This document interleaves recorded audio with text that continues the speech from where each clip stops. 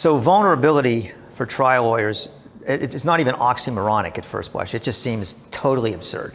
And I'm speaking from experience because I was one. For 15 years, I was a trial lawyer. And the idea that, I was thinking in anticipation of this, like, what do you call, like a joke, what do you call a vulnerable trial lawyer? Well, you call them unemployed, you call them easy pickings, you call them disbarred, you call them something, but you don't generally think that's a recipe for success. And it's understandable because law in general, and trial lawyer in particular, it is so competitive. It is so dog eat dog. It requires such a manner of control that the idea that somehow you would let go, that you would let things open, just seems totally antithetical to the process of being a trial lawyer. And I found that not only, so when I mention vulnerability for most men, after I kind of maybe get past some initial resistance, they lean in, they're interested in it.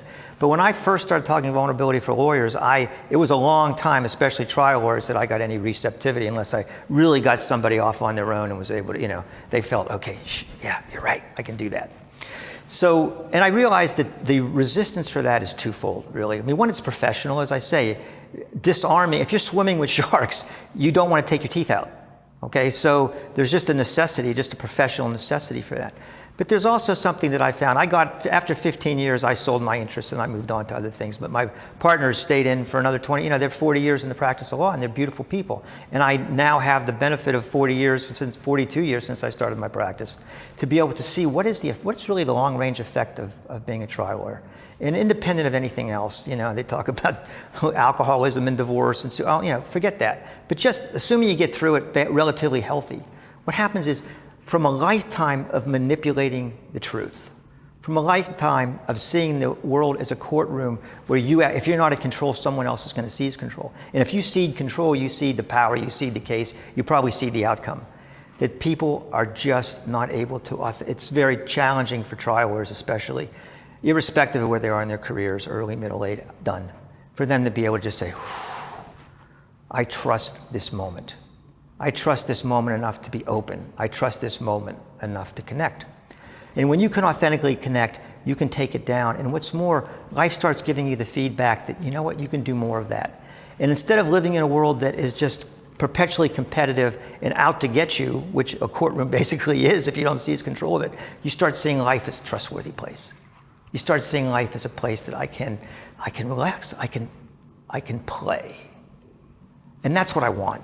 I want to be able to play at life. And playing at life doesn't mean you don't take it seriously. It doesn't mean that you don't do the right things with your life. It doesn't mean that great things don't happen. It just means that you have ease and you have trust and you have connection. I know the stresses of it. I know what it takes. And I know that I can find the opening. Because in all of us, there's an opening. There is something we love. There's something we care about. There's something that we trust. And we start finding that, understanding how the mind resists that, how the lawyer mind resists that, but understanding the opening and taking that opening. And that could be individually. I work individually with attorneys to help them start this process, jumpstart this process. They can start connecting, start trusting, start living a vulnerable life. And also we can do this at the firm level. And the culture of the firm will start filtering down. Will start to infiltrate into people's lives as well. So however we do it on an individual or cultural level, the fact is there is life after law. There is vulnerability. There is beauty, no matter what it is you've done and how you've lived your life. And I don't know where you are in your career or how you feel about your career or what you think is actually possible for you, but you don't want to waste a minute of life.